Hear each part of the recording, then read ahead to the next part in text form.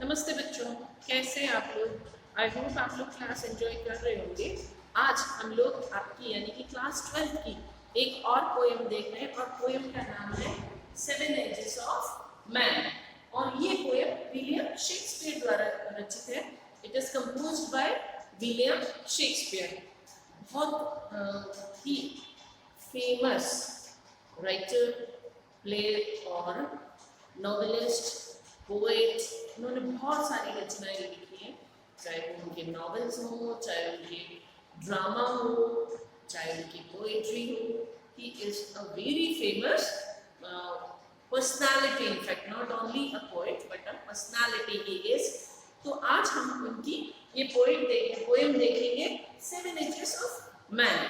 इसमें उन्होंने बहुत सही कहा है कि हर इंसान एक प्लेयर होता है, उसका अपना रोल होता है। वो जिंदगी में आता है, वहां से उसके रोल शुरू हो जाते हैं और वो कई तरह के रोल निभाता है। शुरू से जन्म से लेके मृत्यु तक बहुत सारे रोल निभाता है। तो आज इस पोएम में हम उन विभिन्न रोल्स के बारे में बात करेंगे। उन्होंने बहुत खूबसूरत लिखा है। Let's start the poem. हम पोएम शुरू करते हैं। The very first line, the world, all the world is a stage. ये वर्ल्ड जो है, ये संसार जो है, एक स्टेज है। स्टेज यानी रंगमंच है। And all the man and women merely players, और सारे आदमी और औरत यानी हर इंसान यहाँ सिर्फ एक प्लेयर है, आर्टिस्ट है। Then they have their exits and entrances, और हर एक का स्टेज पे से एग्जिट होता है और उनकी एंट्रेंस होती है। वो इस रंगमंच पे एंटर करते हैं, एग्जिट करते हैं, अपना रोल निभाते हैं। And one man in his trained plays many parts, और हर इंसान अपने जीवन काल में कई तरह के रोल निभाता है, कई तरह के पार्ट निभाता है। His acts being seven ages, और उसके जो कार्य होते हैं, विभिन्न एक्ट होते हैं, वो इंसानी जीवन की 7 एजेस हैं। वो अलग अलग एज पार करके इस जीवन को जीता है। At first the infant, और अब हम अलग अलग एजेस की बात कर रहे हैं। तो पहला जो एज है या पहला जो रोल है एक इंसान का, that is of infant. Infant क्या होता है? इन्फेंट होता है एक शिशु, जो कि जन्मता शिशु है। He is a infant. Newly मतलब मिमियाना, रोना। And puppy in the arm, nurses arm, जो नर्स की आर्म, अपनी जो आया होती है उसकी आर्म्स यानी गोद में, या उसकी बाहों में जो झूलता है, मिमियाता है, जाग रहा है, वो एक इन्फेंट है, एक शिशु का रोल निभाता है। Then the whining school boy with a satchel, और उसके बाद उसका सेकंड रोल कौन सा आता है? एक स्कूल बॉय का। जब वो वाइनिंग होता है, नकारना या नहीं जाओ, इस तरह whining school boy with the session, जो अपने साइड में बैग लटकाए हुए रोते हुए जाता है कि नहीं जाना है, मुझे स्कूल नहीं जाना है।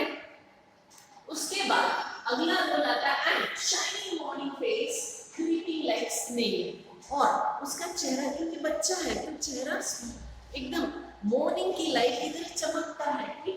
उस तरह की झुर्रियां या इस तरह की टेंशन नहीं है।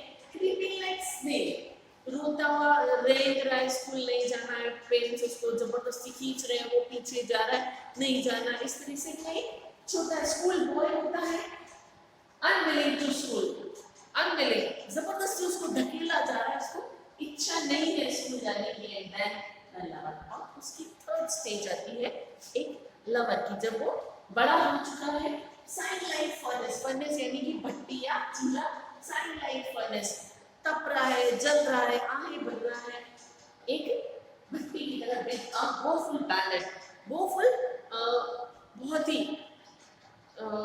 तकलीफ वाली, पैलेट होता है गीत, जिसमें उसके आहें दर्द भरे गीत गाता है। Made of his mistress eyebrow, और उसमें वो अपनी जो लवर है, लेडी है, उसकी आईब्रोज की तारीफ भी कर रहा है। देन अ सोल्जर, और चौथा उसका रोल होता है as a soldier, full of strength, strange oaths, उसके मन में एकदम अपने देश के लिए कई तरह की कस्में और वादे भरे हैं। एंड पार्ड होता है लेपर्ड यानी कि पार्ड यानी लेपर्ड, लेपर्ड यानी कि चीता, जिसपे स्पॉट्स होते हैं। तो उसके जगह जगह अभी इतना बड़ा नहीं हुआ है, उस पे पार्ड की तरह जगह जगह वो बियर्ड, उसमें दाढ़ी आ रही है, जेलस इन ऑनर, और वो अंदर ही अंदर जेलस है। Settle and quick in quarrel, और इतना शॉर्ट टेम्पर्ड कि अचानक से वो लड़ाई ले लेता है, लड़ पड़ता है। क्विक इन क्वारल, एकदम ऑनर और जेलस, अपना सम्मान पाने के लिए जेलस अपने साथियों से। And sudden and quick in quarrel, और लड़ाई झगड़ा करने में एकदम तेज। चौथी एज में इंसान कैसा होता है? He is a soldier fighting for everything, seeking the proper reputation, even in the cannon's mouth. Cannon यानी कि तो वो तोप के सामने खड़ा है, दुश्मनों के सामने खड़ा है, फिर भी उसको रेपुटेशन चाहिए, वो उस बबल की तरह की है। एंड देन द जस्टिस, फिर उसकी एज, पांचवी एज में जब वो टर्न होता है जस्टिस, वो न्याय करने वाला, अपने आप को समझता है in fair round belly with good capon lined, क्या मोटे राउंड बेली वाला हो जाता है, और जिसमें खूब सारी मुर्गियां लाइन से होती, कैपिंग मतलब chickens. He has fed himself with lot of chickens, और उसका पेट राउंड हो जाता है, पेट बढ़ जाता है, खा खा के फैटी हो जाता है। तो वो उसकी पांचवी एज है, with I severe and beard of formal cut, formal look हो जाता है, और आंखें एकदम कठोर हो जाती है, एकदम सीरियस वाली, and full of wise saws and modern instances, और उसको पास ढेर सारे मैंने ये देखा, मैंने वो देखा वाले एग्जांपल्स हो जाते हैं, एक्सपीरियंस हो जाता है वो, that he can talk about everything and so he plays his part, और इस तरह वो अपना पांचवा रोल निभाता है। The sixth age, अब आती है इंसान की sixth age. The sixth age shifts into the lean and slippered pantaloon. अब इंसान एकदम लीन एंड थिन हो जाता है इस एज में।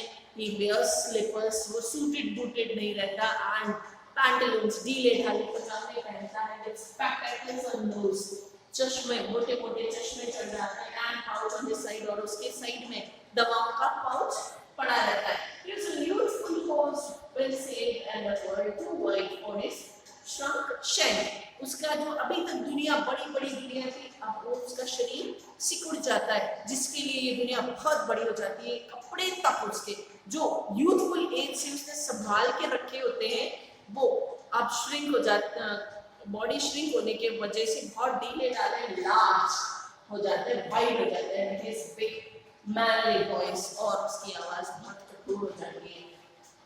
Turning into again towards childish treble and pipes, और उसकी जो मैनली वॉइस होती है पांचवी एज में कड़क कठोर, वो फीबल हो जाती है, वीक हो जाती है, और वापस बच्चे की तरह हो जाती है। कहते हैं ना बच्चा और बूढ़ा एक समान होते हैं, तो वो अपने बुढ़ापे में होता है, और उसकी आवाज जो है वो बच्चे की तरह वीक हो जाती है। Pipes and whistles in his sound, और वो बोलता है, क्योंकि उसके दांत गिर रहे होते हैं, तो वो जब बोलता है उसकी दांतों से, उसके मुंह से पाइप्स और विसल्स की आवाज आती है, जैसे छोटा बच्चा करता है। तो इस तरह वो वापस अपने बचपन की तरफ लौटता है। तो ये उसकी सिक्स्थ एज हो जाती है।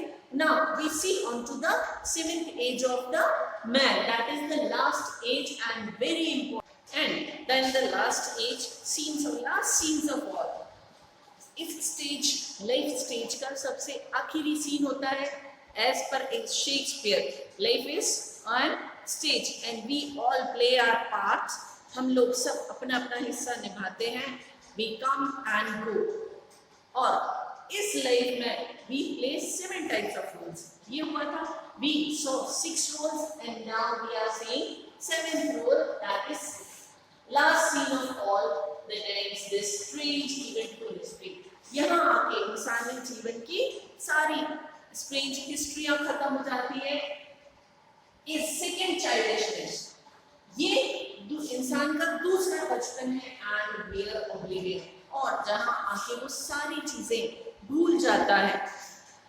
Sense means without, he is without teeth, Without eyes means eyes यानी कि he had lost his eyesight, जिस जहाँ उसकी आंखों की रोशनी कम पड़ गई है. सेंस टेस्ट, इंसान का टेस्ट जो होता है वो खत्म हो गया. And sense everything, and after everything he loses all things.